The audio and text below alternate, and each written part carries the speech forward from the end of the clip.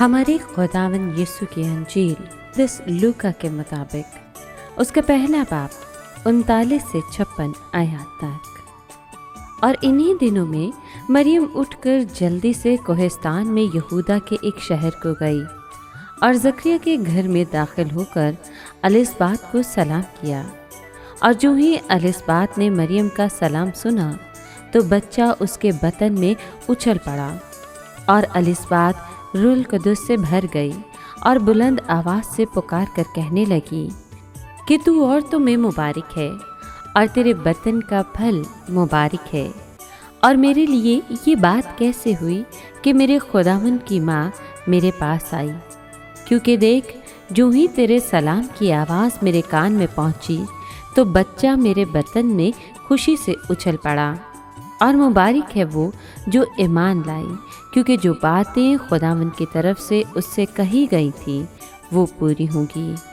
اور مریم نے کہا، میری جان خداوند کی بڑائی کرتی ہے، اور میری روح میرے نجات دینے والے خدا سے خوش ہوئی، کیونکہ اس نے اپنی بندی کی پست حالی پر نظر کی۔ اس لیے دیکھ اب سے لے کر ہر زمانے کے لوگ مجھ کو مبارک کہیں گے، کیونکہ القادر نے میرے لیے بڑے بڑے کام کیے ہیں، اور اس کا نام قدوس ہے، اور اس کی رحمت ان پر جو اس سے ڈرتے ہیں پشت در پشت رہتی ہے۔ اس نے اپنے بازو سے زور دکھایا اور ان کو جو دل کے قیاس سے مغرور ہیں پراگندہ کیا۔ اس نے قدرت والوں کو تخت سے گرا دیا اور پست حالوں کو بلند کیا۔ اس نے بھوکوں کو اچھی چیزوں سے سیر کر دیا اور دولت مندوں کو خالی ہاتھ لوٹا دیا۔ اس نے اپنے بندے اسرائیل کی دستگیری کی تاکہ اس رحمت کو یاد فرمائے جو ابراہیم اور اس کی نسل پر ابد تک رہے گی، جیسا اس نے ہمارے باپ دادا سے کہہ دیا تھا۔ اور مریم 3 مہینے کے قریب اس کے ساتھ رہی اور اپنے گھر کو لوٹ گئی۔ پاک کلام کے پڑھے اور سنے جانے پر خداوند کی برکت ہو، خدا کا شکر ہو۔ عزیز مومنین، مقدسہ مریم کی شخصیت اور منصوبہ نجات میں اس کا عظیم کردار ہر زمانے کے لوگوں کو اس بات کی تحریک دیتا ہے کہ مقدسہ مریم کی تعظیم اور عقیدت کرتے ہوئے بنی نوع انسان کی نجات میں اس کے عظیم کردار کے لیے شکر گزاری کے جذبات کا اظہار کرتے رہیں۔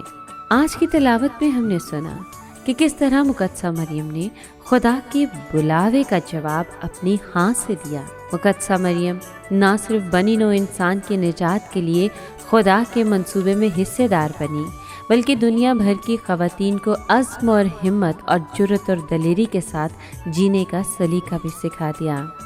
میری جان خداوند کی بڑائی کرتی ہے، اور میری روح میرے نجات دینے والے خدا سے خوش ہوئی، کیونکہ القادر نے میرے لیے بڑے بڑے کام کیے ہیں۔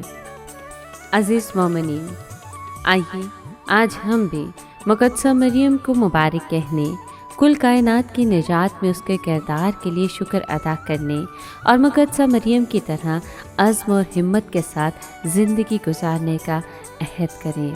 جب بھی ہم اپنے خاندانوں، اداروں، گرجا گھروں میں یا پھر انفرادی طور پر مقدسہ مریم روزری کی عبادت کریں تو در حقیقت ہم کل کائنات کے ساتھ مل کر مقدسہ مریم کو مبارک کہیں۔ دعا کریں کہ مقدسہ مریم کی عظیم شخصیت اور اس کے کردار پر دھیان و گیان آپ سب کو اپنی زندگی میں خدا کے منصوبوں کو سمجھنے کی توفیق بخشے۔ آمین۔